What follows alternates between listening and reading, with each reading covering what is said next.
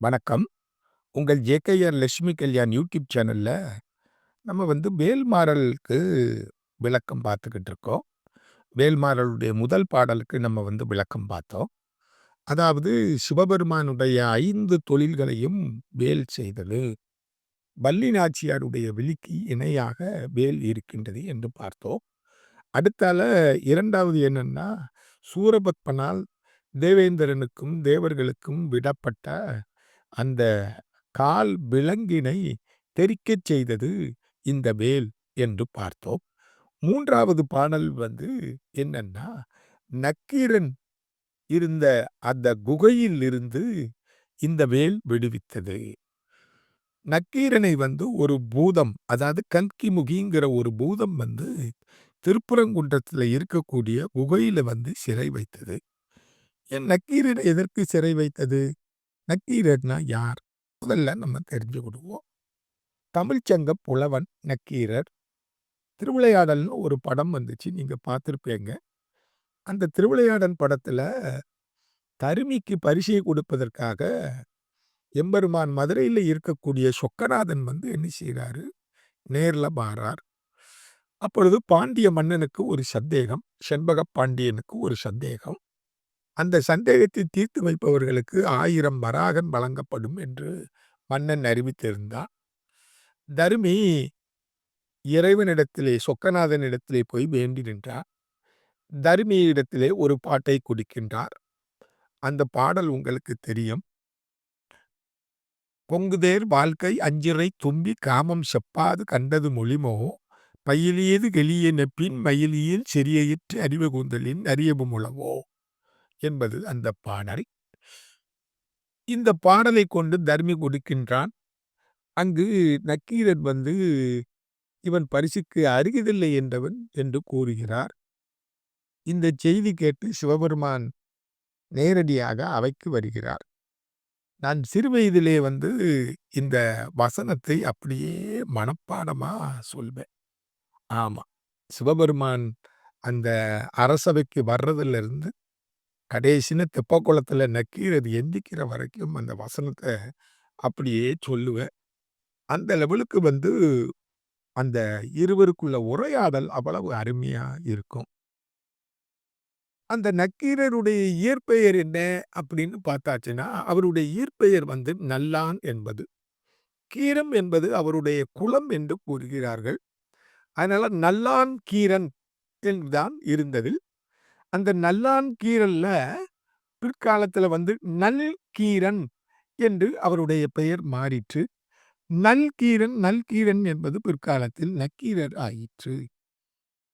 இந்த நக்கீரர் எங்க பிறந்ததா இப்ப சொல்றாங்க.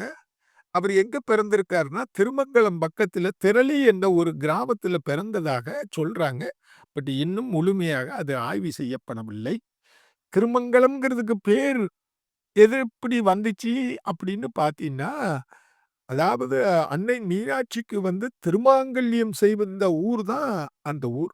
அது திருமாங்கல்யம் என்றுதான் அந்த முற்காலத்துல அந்த ஊர் பெயர் இருந்துச்சாம். அந்த திருமாங்கல்யம் என்பது காலப்போக்குல திருமங்கலம்னு ஆயிட்டா.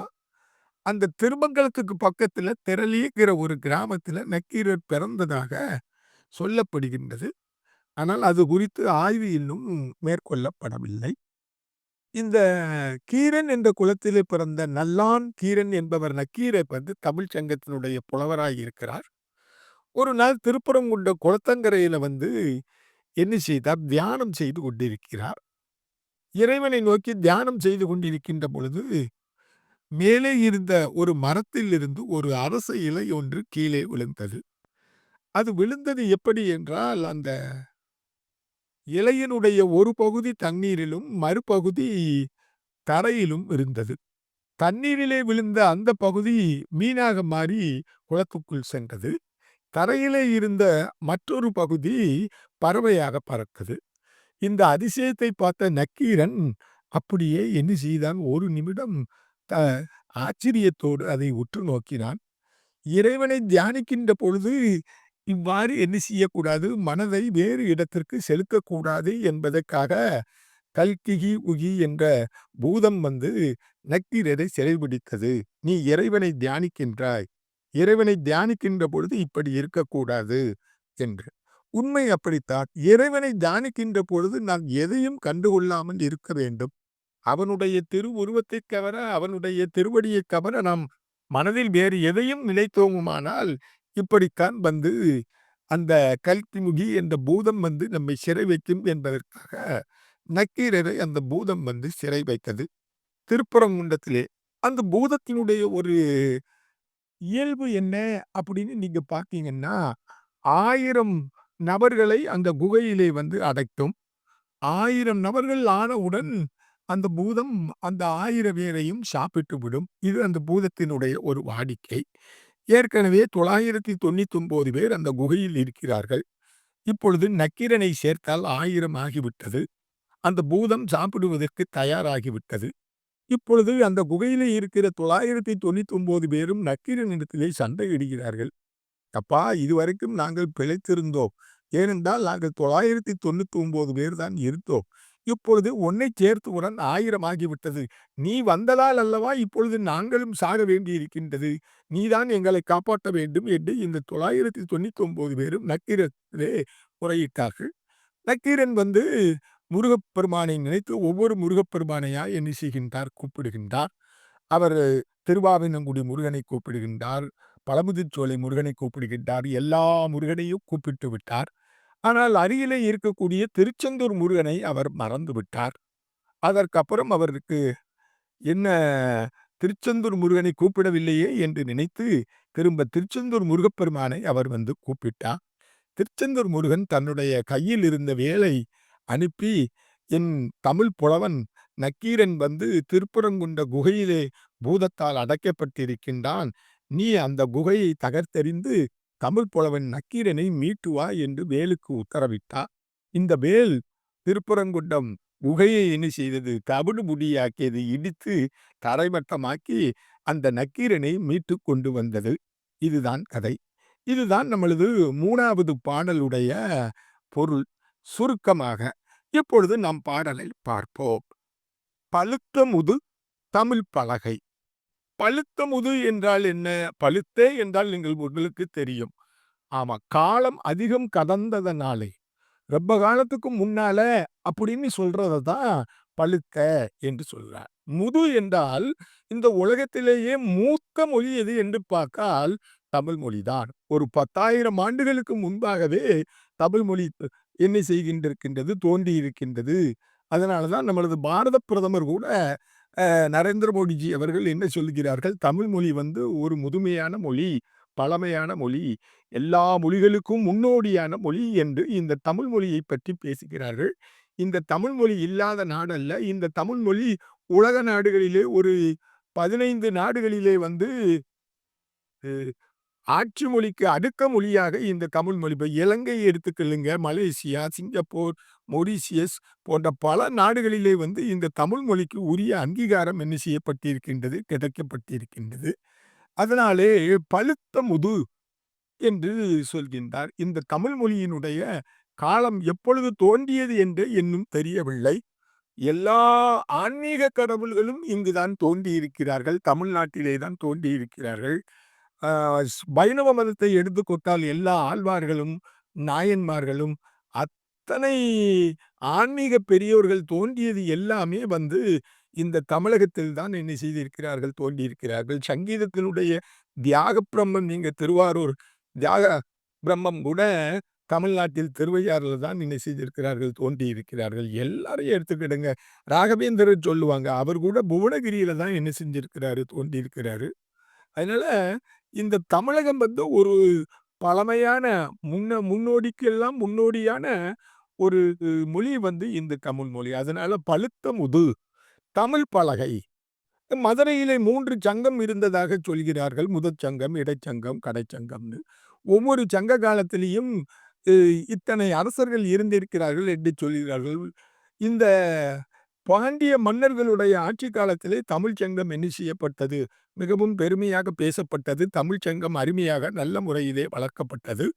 அதனால பழுத்த முது தமிழ் பலகை. இந்த தமிழ் பலகை என்பது சங்கப் பலகை என்று ஒரு பலகை இருந்தது. மதுரையிலே தான் வந்து உ புலவர்கள் எழுதிய அந்த பாடல்களை எல்லாம் பரிசோதிப்பது உண்டு.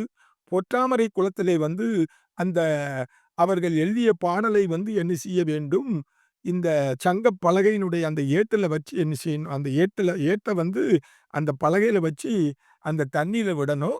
அது தண்ணீல அந்த மதுரை பொற்றாமரை குளத்தில ஆழ்ந்து விடாமல் அப்படியே மிதந்து மீண்டும் திரும்பி வந்தால், அந்த பாடல் ஏற்றுக்கொள்ளப்படும் என்று சொல்வார்கள். உ திருக்குறள் கூட ஔவையார் தான் முன்னின்று இந்த திருக்குறளை வந்து என்ன செய்தார், அ பொற்றாமரை குளத்திலே வந்து அது ஒரு ஒப்பற்ற நூல் என்பதை நிரூபித்ததாகவும் ஒரு வரலாறு என்ன செய்யப்படுகின்றது, கூறப்படுகின்றது. அதனால பழுத்தமுது தமிழ் பலகை. அந்த தமிழ் சங்கத்திலே இருக்கும் ஒரு கவிப்புலவன் அப்படின்னு சொல்றாங்க. பழுத்தமுது தமிழ் பலகை இருக்கும் ஒரு கவிப்புலவன். அந்த தமிழ்ச் சங்கத்தினுடைய தலைமை புலைவராக இருந்தவர் நக்கீரர். திருவிளையாடல்ல கூட ஒரு சிவாஜி கணேசனுடைய வசனம் வரும். "தமிழ்ச் சங்கத்தின் தலைமை புலவன் என்ற ஆணவத்தினேல் தான் கருமை கொண்டு வந்த பாட்டிலே பிழைகின்றீரோ? ஆம், பழுதுள்ள பாட்டாயினும் பரிசுக்கு அருகுதில்லை என்று கூறியவன் நான்தான்." யார் இந்த கிழவன்? முத்தமிழ்ச் சங்கத்தின் தலைமை புலவர் நக்கீரர். ஓ! கீரரா? தமிழ்ச் சங்கத்தின் தலைமை புலவன் என்ற ஆணவத்தினேல் தான் தருவி கொண்டு வந்த பாட்டிலே பழகின்றீரோ?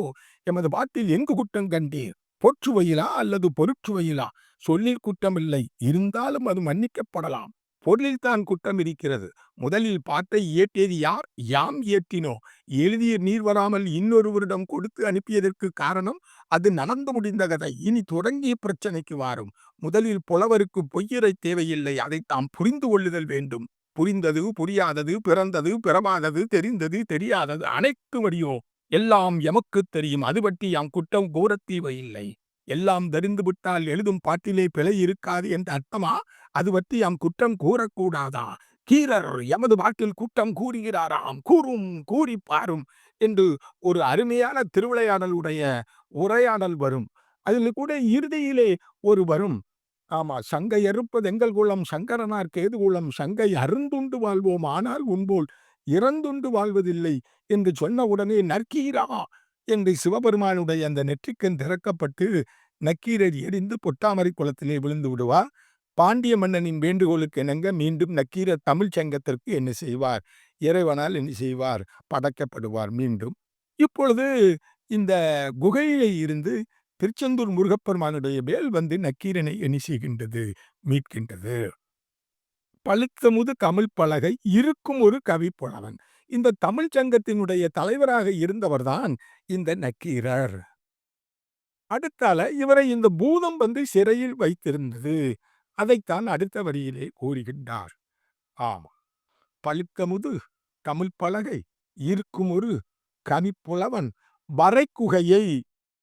வரைக்குகை என்றால், இந்த வரை என்றால் தமிழ்ல மலை என்று அர்த்தம். அந்த மலையிலே இருக்கக்கூடிய குகையை இடித்து அதை தரமட்டமாக்கி பலி காணும் நக்கீரருக்கு பலியை விட்டது, அவரை காப்பாற்றி வெளியே கொண்டு வந்தது இந்த வேல் என்று. வேல் வந்து தமிழர்களை காப்பாற்றும், தமிழ் புலவர்களை காப்பாற்றும். தமிழ் புலவர்கள் மீது இந்த வேலுக்கு அவ்வளவு ஒரு அருள் உண்டு. ஏன்னா, முருகப்பெருமானுக்கு தமிழ் மேல அவ்வளவு ஒரு பிரியம். ஏன்னா, அவர் தமிழ் கடவுள்னு நம்ம சொல்றோம்னா, அது உண்மைதான். ஏன்னா, திருச்செந்தூரினுடைய திருவிளையாடல்ல என்னுடைய பதிவு 2 பதிவு போட்டிருக்கேன். அத நீங்க பாருங்க. ஒண்ணு கந்தசாமி புலவருக்கு கண்ணு கொடுக்கிறதுக்காக, ஒரு கண்ண திருச்செந்தூர்ல கொடுத்து, இன்னொரு கண்ண பெறுவதற்கு வீரபாண்டிய கட்டபொம்மன அனுப்பிச்சு வச்சாரு. கந்தசாமி புலவருக்கு. அடுத்தால மீராக்கண்ணுன்னு ஒரு முஸ்லிம் புலவர் பக்கத்துல உடங்குடியில. அவருடைய கடன என்ன செஞ்சாரு? அடைச்சாரு. அதனால முருகனுக்கு வந்து தமிழ் மேல ஒரு ரொம்ப விருப்பம். அதவிட ஆழ்வார் திருநகரியில வந்து ஒரு வைணவ புலவன் முருகன் மீது தமிழே பாடமாட்டேன். நான் பெருமாளை ஆதிநாத பெருமாளை பாடுவேனே தவிர முருகன் மேல பாடமாட்டேன்னு ரொம்ப வைராக்கியமா இருந்தாரு. வடமலைப்ப பிள்ளைகள்ட்ட சொல்லி, அவருக்கு வெள்ளி விலங்கு போடச் சொல்லி, அவர திருச்செந்தூருக்கு அழைச்சிட்டு வான்னு சொல்லி, திருச்செந்தூருக்கு வரும்பொழுது அவர் என்ன சொல்றாரோ, அதை எழுதிக்கோன்னு வடமலைப்ப பிள்ளைட்ட சொல்லி, அந்த ஒரு 8 பாடல் முருகனை நினைத்து அந்த ஆழ்வார் திருநகரி ஐயங்கார் வந்து பாடுறார். வைணவப் புலவர் பாடுகின்ற பொழுது அந்த வெள்ளி விலங்கு தெறிக்கப்பட்டது. அவருக்கு தமிழ் மீது கொண்ட இ விருப்பத்தின் காரணமாக, தமிழ் மீது கொண்ட ஒரு மிகப்பெரிய அளவிலா பற்றின் காரணமாக, புலவருக்கு விலங்கு இட்டு அந்த தமிழ் பாட்டை கேட்க வேண்டும் என்று ஒரு எண்ணம். அதனால நக்கீரர் தமிழ்ச் சங்கத்தினுடைய தலைமை புலவர் அல்லவா? அவர் குகையிலே இருந்தால் முருகப்பெருமான் பார்த்துக்கிட்டு இருப்பாரா? தன்னுடைய வேலை அனுப்பி அவருடைய அந்த குகையை இடித்து தரைமட்டமாக்கி அவரை விடுவித்தது தான் இந்த பாடல். இப்பொழுது நான் சொன்ன அந்த சந்தத்தை நீங்க கரெக்ட்டா பார்த்துக்கிடுங்க. ஒரு 7 லெவல்ல தனத்ததனங்கிற அந்த சந்தம் வந்து உங்களுக்கு வரும். அத நீங்க வந்து அந்த சந்தத்தோட படித்தா கரெக்ட்டா. பழுத்த முது கமிழ் பலகை இருக்கும் ஒரு கவிப்புலவன் வரைகுகையை இடித்து வழி காணும்ங்கிறது தான் உங்களுக்கு. அந்த பழுத்தமுது தமிழ்ப்பலகை இருக்கும் ஒரு கவிப்புலவன் இசைக்குருகி அதுல ஒரு முக்கியமான ஒரு வார்த்தை இருக்கு. அவனுடைய இசையை கேட்டு அந்த தமிழ் இசையை கேட்டு உருகி நின்ற முருகப்பெருமான். ஒரு 7 இது கரெக்ட்டா வரும். பழுத்தமுது தமிழ் பலகை இருக்கும் ஒரு கவிப்புலவன் இசைக்குருகி வரைக்குகையை இடித்து வழி காணும். அந்த இசைக்கு உருகக்கூடியவன்.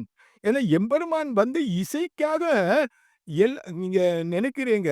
எங்க பக்கத்துல வந்து சுசீந்திரத்துல ஒரு கோயில் தானுமாலயன் கோயில் இருக்குது. மும்மூர்த்திகள் இருக்கக்கூடிய கோயில். ஆமா. தானு, மால், அயன். தானும்னா சிவபெருமான். மால்னா மகாவிஷ்ணு. அயன் என்றால் பிரம்மா. அந்த கோயில்ல இருக்கக்கூடிய ஒவ்வொரு தூண்கள்லயும் சரிகம பதனிசங்கிற அந்த 7 சுரங்களையும் என்ன செய்திருக்கிறார்கள்? அமைத்திருக்கிறார்கள். அதனால இசை மாரி உலகத்துல வேற எதுவும் கிடையாது. 7 சுரங்களுக்குள் எத்தனை ராகம்ன மாரி அந்த இசையினுடைய ஒரு அற்புதம் இருக்கு. இதுதான் இந்த பாடலுக்குரிய விளக்கம். நக்கீரன் குகையில் இருந்து விடுவித்தது தான் இந்த வேல்மாறலுடைய 3வது பாடலுடைய பொருள். இந்த அளவிலே 3வது பாடலுக்கு விளக்கம் சொல்லி விடைபெறுகிறேன். என்றும் உங்கள் லட்சுமி கல்யாண். வழக்கம் போல எங்க ஜேகேஆர் லட்சுமி கல்யாண் யூடியூப் சேனலை சப்ஸ்கிரைப் பண்ணுங்க. பெல் பட்டனை அமுக்குங்க. நன்றி, வணக்கம்.